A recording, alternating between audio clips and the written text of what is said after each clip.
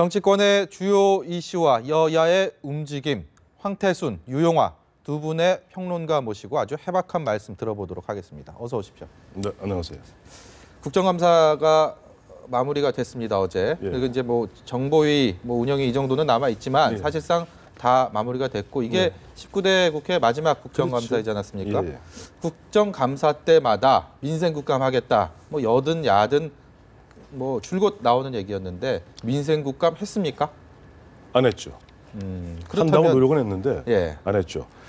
가장 네. 그런 다짐들이 예. 이번에는 어떤 것들이 좀 걸림돌로 작용을 했습니까? 연하연하 할 것 없이 집안 싸움에 정신이 없었죠. 네. 여당 예전 같으면 그래도 여당은 비교적 안정적으로 조금 보면은 집안 싸움이 없었는데 이번만은 집안 싸움이 대단하지 않았습니까? 네. 야당도 내년 또 총선 앞두고 집안 싸움 대단히 진행 중에 있고 그러다 보니까 흔한 얘기로 보면은 이런 거죠. 연불에는 관심 없고 네. 제밥에만 관심 있다 하는 우리 속담이 있듯이 네. 어쨌든 국회의원들 입장에서 내년에 빠지다는 문제가 시급히 걸려 있다 보니까 또 각 여야 할 거 없이 개파 나뉘어서 서로 집안 싸움 벌인다고 사실 민생은 소홀히 했던 것 같은데 마침 오늘 보니까 조간에 분석을 잘 해놨더라고요. 올해 그 제목이 올해 국감 피감 기간 한 곳당 평균 감사 시간이 1시간 14분이다. 네. 근데 17대 국회는 그게 피감 기간 한 곳당 그래도 그나마 더 2시간 26분. 네. 지난 대수였던 18대 같은 경우는 2시간 3분 걸렸는데 네. 올해 같은 경우는 피감 기간 한 곳 불러놓고 무더기로 왕창 불러놓고 대충 따지는 국감이었다. 네. 그래서 1시간 14분 그야말로 수박 겉핥기식으로 그러다 보니까 과연 국회가 국정감사를 통해서 제대로 행정부가 일을 하고 있는지 감시 감독해야 되는 그것들 본연의 업무에 충실했는지 강력한 문제를 제기하지 않을 수가 없죠. 네, 연불보다 제밥에 더 관심이 많았다. 역시 내년 총선에 대한 그리고 여야의 그 총선을 준비하는 과정에 있어서의 집안 싸움 이런 부분이었을 텐데 1시간 14분이라고 말씀하셨습니다. 근데 이 부분이 사실 피감기관 입장에서는 이런 국정감사를 1년 동안 얼마나 오랫동안 준비를 합니까? 또 밤을 새고 이런 각종 자료에 대해서 또 어떻게 질의에 대한 답변을 할지에 대한 것들을 준비를 할 텐데 어떤 부분들은 그냥 눈만 꿈뻑꿈뻑 하다가 돌아가는 그런 경우들도 많을 흔히들 볼 수 있는 상황입니다. 이제 사실 국회의 주요 활동 중에서 국정감사라는 게 이제 중요한 것이죠. 네.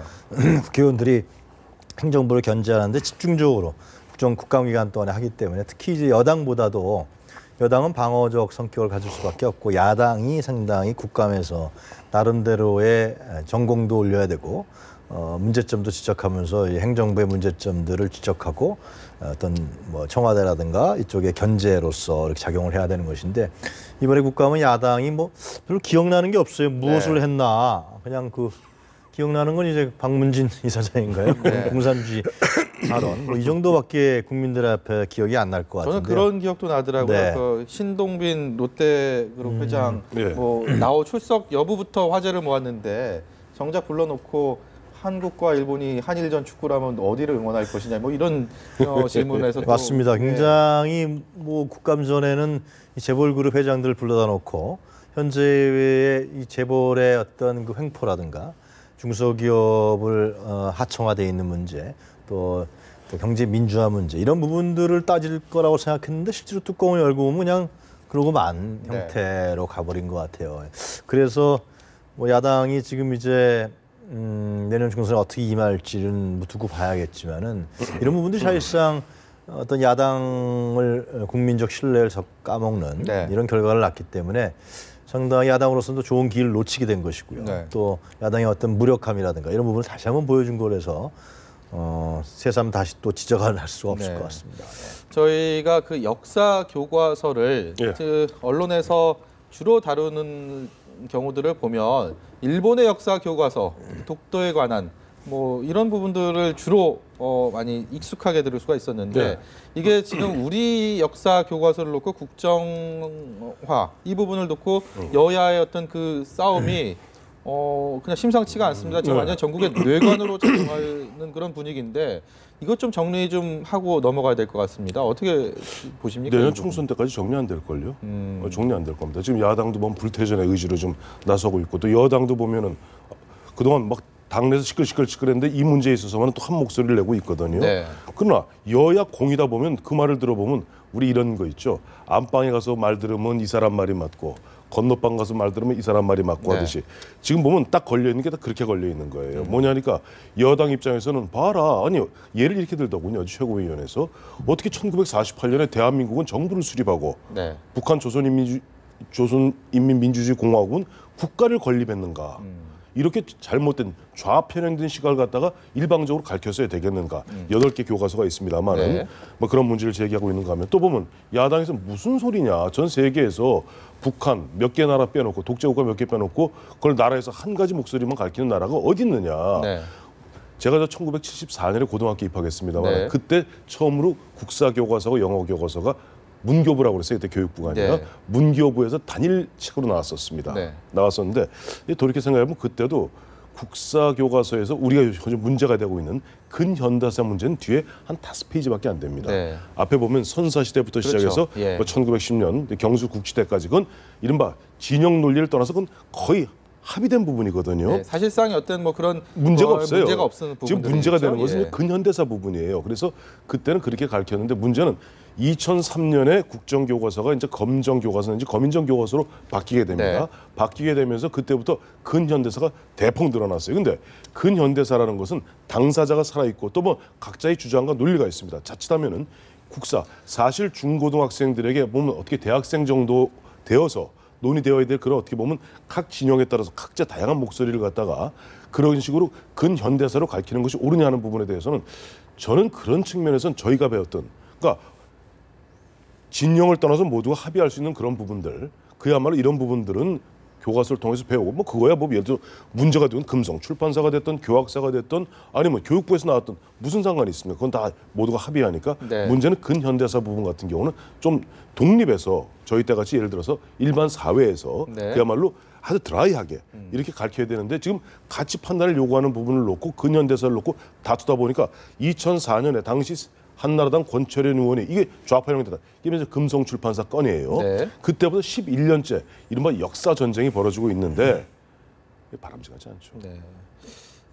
여당에서는 국민 통합을 위해서 이게 필요하다, 국정화가 필요하다. 그리고 야당에서는 무슨 소리냐, 유신의 부활이냐, 뭐 이렇게 또 반론을 펼치고 있습니다. 어떻게 해법 찾아야 됩니까? 지금 이제 건국 얘기를 하셨는데 그것도 논란이 되고 있는 부분이죠. 그러니까 우리나라 대한민국의 건국을 1920년에 임시정부 수립할 때 그 당시에 임시정부에 있는 사람들이 다 대한민국 임시정부라고 얘기했어요. 네. 그래서 건국이 바로 1920년이다 이렇게 주장하고 있고 또 최근에 와서 루라이트에서는 아니다 1948년이 건국 아니냐 이렇게 대치되고 있는 형국인데 그러기 때문에 역사 교과서는 다양성이 중요하다라는 거죠.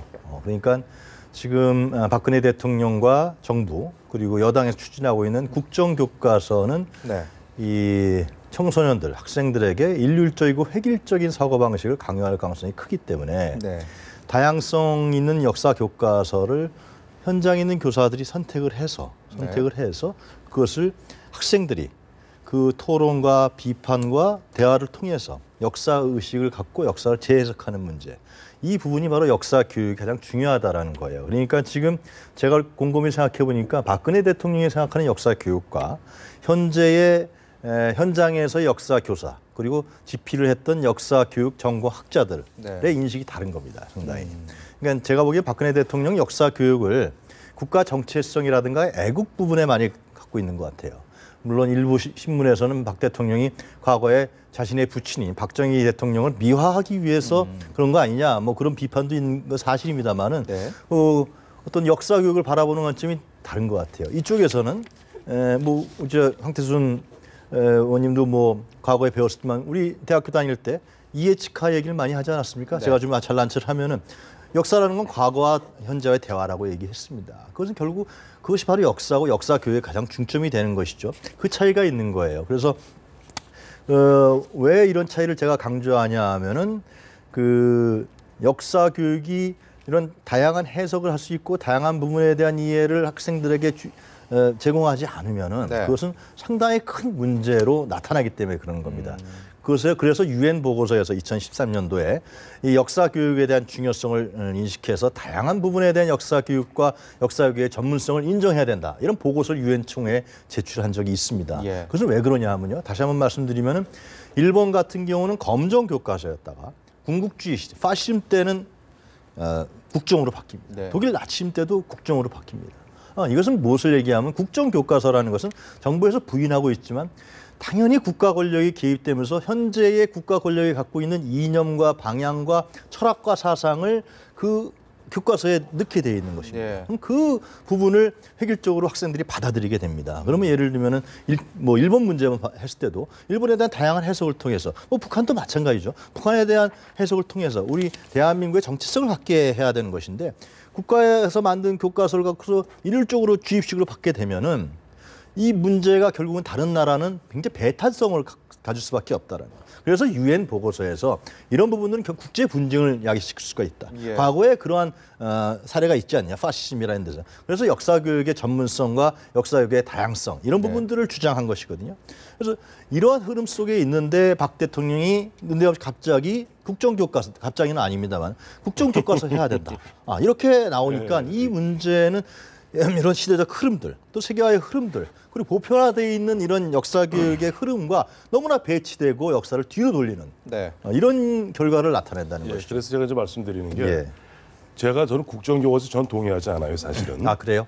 전 동의하지 않습니다. 동의하지 않는데 그렇다 그러면 지금 현재 검인정 8개 교과서 중에서 교학사 한두 군데 채택한 교학서 빼놓고 7군데가 사실은 뭐 전교조 교사들 대부분이 썼다는 건 다 우리 인정할 수 있는 거 아니에요? 네. 그런데 아까 좀 우리 유용화 박사 말씀하신 제가 속으로 빙그레 웃었던 게 바로 유 박사나 저나 비슷한 시기에 고등학교를 다녔어요.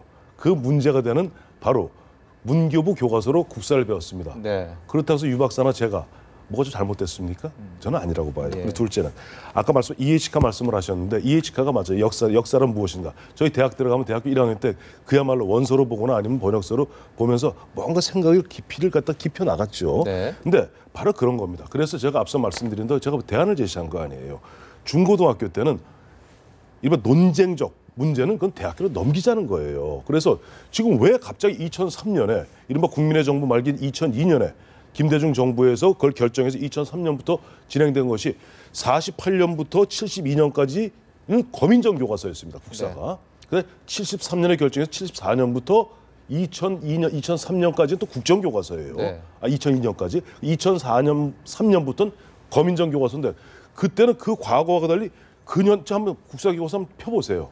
현대 근현대사가 반입니다. 그야말로 논쟁적. 그걸로 만약에 지금 대학 교수들이나 저나 예를 유 박사 그 한 문제를 놓고도 밤새워서 토론해도 안 될 그런 부분들을 네. 과연 지금 초기에 보면은 논쟁적인 그런 어떤 그 디베이트하는 그보다는 기초를 닦아야 될 중고등학생들한테 그걸 어떻게 보면 강요하다시피 주는 것이 옳은 것이냐. 그래서 저는 분리하는 것이 맞다. 그러나 교과서가 다양한 교과서가 있고 다양한 생각을 갖다가 전해줘야 된다는 부분은 저는 이론은 없어요. 하지만 그러나 지금 솔직히 말해가지고 지금 근현대사가 어떻게 돼 있는가. 그걸 갖다 지난번에도 보니까 마침 나왔죠. 8개 교과서 보니까 한 800여 군데 오류가 있고 우리가 보면 눈이 있고 귀가 있고 요즘 마치 인터넷이 있으니까 다 봅니다. 무엇이 어떻게 진행이 되고 있는지. 그러니까 그런 부분에 있어서는 쟁점은 그렇게 서로 각자 진영에 따라 할 말이 있고 그 각자 진영이 할 말은 아까도 말씀하셨지만 이쪽 진보에서 보수를 공격할 때는 야 친일의 부활이냐 유신의 부활이냐 또 이쪽 보수에서 진보를 공격할 때는 뭐라고 공격하냐니까 너희들은 역시 종북 좌파의 그런 흐름 속에서 그런 걸 주장하는 것 아니냐. 끊임없는 논쟁이 될 수밖에 없는 것이고 또 양 진영, 양당에서는 내년 총선을 앞두고 어떻게 보면 둘 다 물러설 수 있는 한판. 그러다 보니까 한 가지 아쉬운 게 하나 있어요. 지금 박 대통령이 주장했던 4대 개혁은 좀 온데간데 없고요. 네. 그다음에 새정치민주연합도 보면 뭔가 자기들 혁신하고 개혁해야 되겠다는데 온데간데 없어지고 네. 말았어요. 그러니까 지금 황태순 선생님께서 얘기하신 근현대사에서 논쟁이 되는 부분들 당연히 그런 건 빼야겠죠. 예를 들면 양쪽 이론이 팽팽한 문제. 예를 들면 1945년도에 해방 이후에 이승만 대통령이 단정을 하고 단독 선거를 했는데 그것이 과연 이쪽에서는 그 남북 분단을 야기시킨 것이다. 또 다른 쪽에서는 그 단독 선거를 했기 때문에 실제로 김일성 공산주의 세력의 남한이 실제 자본주의 국가로 성장할 수 있는 부분이 있었다. 이런 양론이 있는 겁니다. 그런 네. 부분들 갖고 교과서에서 논쟁할 필요는 없는 거죠. 물론 학교에서도 양론이 있으니까요. 그러나 뭐 4.19 혁명 문제라든가 5.16 쿠데타 문제라든가 역사상에서 분명히 근거를 갖고서 합의된 문제들 이런 부분들은 근현대 속에서 해줘야 되는 거죠. 왜 해줘야 되냐면은 앞으로는 독재 정권이 없어야 되는 거 아니겠습니까? 예. 독재 정권이 있었던 문제 그리고 민족의 자주적 독립이라는 문제 예를 들면 북한에서는 소련군이 군정을 했고 남한에서는 미군이 군정을 했다. 그래서 우리는 자주적 독립에서 문제가 있었고 세계 국제 정세에서 우리 한반도의 세력이 임시정부를 필두로 정통 세력들이 힘이 없었다. 이런 문제는 지적을 해줘야지만 향후에 네. 우리 젊은이들이 우리나라의 자주적 독립이 중요하다. 이런 강대국에 껴서 하는 것은 문제가 있다. 6.25 문제, 한국전쟁 문제, 전쟁을 통해서 우리나라 많은 사람들이 죽어나갔다. 전쟁은 있으면 안 되겠다. 네. 앞으로 남북관계에 있어서 남북관계에서 평화 통일을 가야 된다. 그런 기본적인 부분들은 제공을 해줘야 되는 것이죠. 그거는. 네. 그래서 미국 같은 경우는 상당수의 일부 주에서는 자유 발행제까지 갑니다. 그러니까 지금 말씀하신 대로 이런 교학사 교과서가 문제가 있다는 교학사 교과서에서 당연히 뉴라이트에 관련된 부분들이 그 출판사하고 같이 얘기를 해서 그거 맞게 자기의 사관에 맞게 교과서를 만들면 되는 겁니다. 네. 전번에 채택이 안 된 것은 오류가 한 수백 건 됐잖아요, 실제로. 그럼 채택이 안 됐거든요. 네. 일본의 후쇼시아 교과서, 우리 한국 문제를 야기시켰던 그 교과서, 일본에서 채택이 안 됐어요, 제대로. 네. 그래서 그 문제가 사그러들지 않았습니까? 그러니까 채택에 대한 문제예요, 그것은. 현장의 교사와 학부모들이. 그래서 왜 그러냐 하면 역사 해석은 지금 말씀하신 대로 상당히 다르기 때문에. 미국이나 선진 유럽을 갔을 때 근현대사 안 다루는 교과서가 있습니까? 그렇지 않습니까? 미국 같은 경우는 자기네 200년밖에 안 되는 역사인데 그 각 주에 일어난 여러 가지 문제들을 아주 구체적으로 다룹니다. 우리나라보다 더 다뤄요. 어떻게 보면. 저도 얘기했는데요. 잠깐만. 죄송합니다. 그래서 제가 말씀드리는 것은 그러한 다양성에 대한 문제를 폭넓게 해서 학생들에 제공하고 서로 분석하고 비판하게 해야 된다. 그런 얘기인 거죠. 자, 교학사 문제 아까 이 얘기하죠. 지금 8개 교과서가 있습니다만은 교학사 물론 오류가 많은 건 사실이에요. 그러나 다른데 뭐 예를 들어서 금성사부터 무슨 천지교육인가요? 쭉 있는데 지금 우리가 보면 참 우리가 저 고마운 게 인터넷이 세상 고마워요. 우리 조금만 찾아보면 불과 2년 전, 3년 전에 있었던 그 기사 그대로 다 나옵니다. 신문 찾아보세요. 교학사가 채택 안 된 것이 과연 그러면 오류 때문에 채택 안 됐던 것인가? 네. 아니면 이른바 전교조든가 이른바 진보적 시민사회단체들이 그야말로 거의 그런 이상한 분위기를 만들어서 안 됐던 것인가 하는 것은 찾아보시면 알 것이고 앞서 말씀하신 대로 1945년에 보면은 우리가 이제 일본으로부터 해방되어서 48년까지 그게 뭐 남북한 공이다. 그런 어떤 군정기가 있었죠. 거기서 아까 단정 말씀하셨는데 그 부분에 대해서 아까 얼뜻 우리 유 박사 말씀 지나가는데 임시정부에서 왔던 그 정통 세력들이 힘이 없어 이게 쓱 얘기함으로써 마치 네. 지금 보면은 이승만 대통령의 그런 정부 수립 물론 이승만 대통령 정업 발언 이후에 단정을 갖다가 그 현실을 인정하는 가운데 가자고 얘기했던 건 사실이에요. 그리고 김구 선생 등 이른바 임종 출신들은 자 우리가 뭐 휴전선을 이게 38선을 베고 죽는 한이 있더라도 각기 분리되어서는 안 된다 주장했던 건 사실입니다만은 그것을 갖다가 지금 그렇게 가르치나요?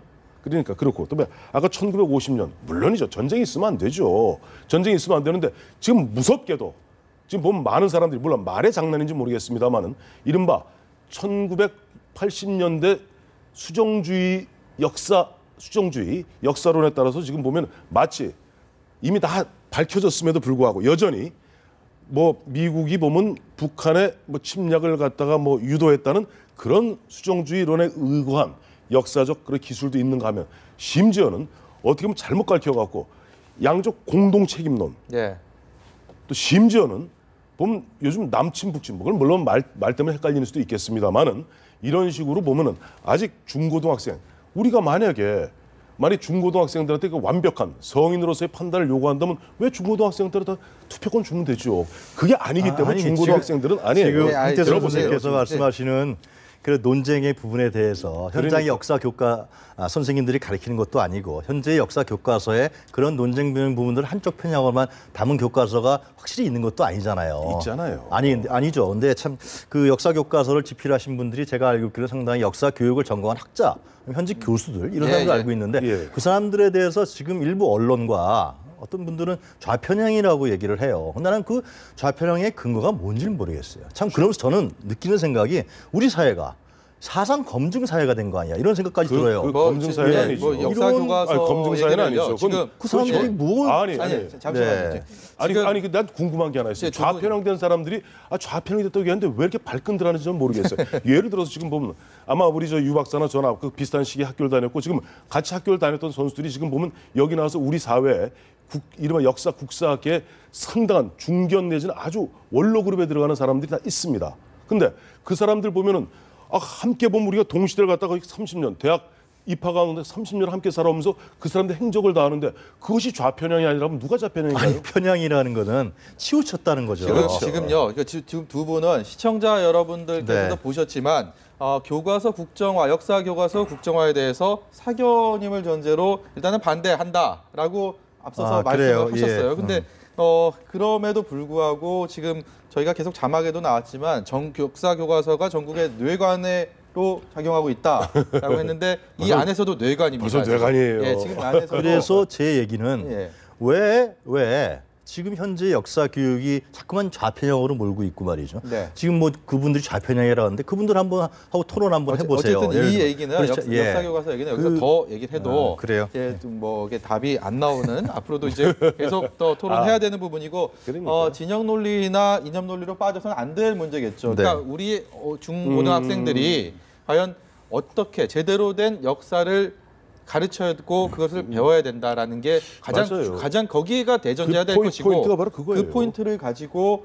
뭐 정치권에서도 그렇고 어떤 뭐 교육계에서도 그렇고 이런 논의를 이끌어가고 만들어가야 되는데 이제 저희도 이제 그 부분에 대해서 그게 좀 사실- 집중을 하고 그래서 지켜봐야 될 죄송합니다. 거- 한마디만 더 예. 말씀드리면 그래서 전 세계 거의 대부분의 국가가 네. 국정교과서를 하지 않고 그 국가주의에 의해서 전체주의에서 획일적 교육을 국사교육에 강요할 가능성이 국가 권력에 개입할 경우는 개입할 가능성이 크기 때문에 네. 다양성에 입각해서 역사 해석에 대한 다양성의 문제에 입각해서 그러한 역사 교과서를 검정 교과서로 아니면 자유 발행 교과서로 하고 있다라는 거예요. 그래서 2013년에 UN 보고서마저도 이런 국제적 분쟁이 야기될 수 있기 때문에 이러한 문제를 제기하고 있는 거란 말입니다. 그런데 왜 우리나라가 검정을 통해서 역사 교육이 진행되고 있는데 국정 교과서를 하자고 하는 이유 자체가 이것은 무엇을 의미하자는 겁니다. 그것은 학생들에 대한 교육의 문제를 갖고서 정치 논리화시키고 예를 들면은 정권 논리화시켜서 이것을 이상한 방향으로 역사적 후퇴 방향으로 끌고 가려고 하는 네, 의도 아니면 여기까지 듣고 예. 답을 내리진 않겠습니다. 답을 내리시면 안 되죠. 예, 답을 내리시면 안 뭐 되고. 다음 주제를 제가 앞서 말씀드렸지만 저는 국정교과서로 가는 부분에서 저는 반대예요. 네. 그러나 아까 우리 유 박사 얘기한 대로 그 서구 사회에서는 우리나라 같이 첨예하게 특히 남북과 이렇게 대립되어 있는 상태에서 전 세계 한 민족이 둘로 나뉘어서 싸우는 나라 우리나라밖에 없습니다. 네, 시청자 그런 여러분, 상태 잠깐 마무리할게요. 그런 상태에서 논쟁적 그런 관점들을 갖다가 아직은 맞아요. 투표권이 없는 청소년들에게 내놓는 나라는 전 세계에 없습니다. 네, 다음 주제로 빨리 넘어가야 될 것 같습니다. 이미 뭐 시간이 많이 흘렀는데요. 이제 공천 얘기, 총선 얘기 좀 해보려고 합니다. 새누리당 김태호 최고위원이 그 강세 지역에 컷오프가 필요하다. 그러니까 소위 말해서 전략공천에 대한 쪽에 힘을 실었고, 그러니까 현역 의원을 대폭 물갈이해야 된다라고 얘기를 했습니다. 그러니까 그 지금 가장 쉽게 떠오르는 부분이 대구, PK 그렇죠. 지역이 아닐까 싶은데 그렇다면 유승민 전 원내대표의 거치가 굉장히 궁금합니다.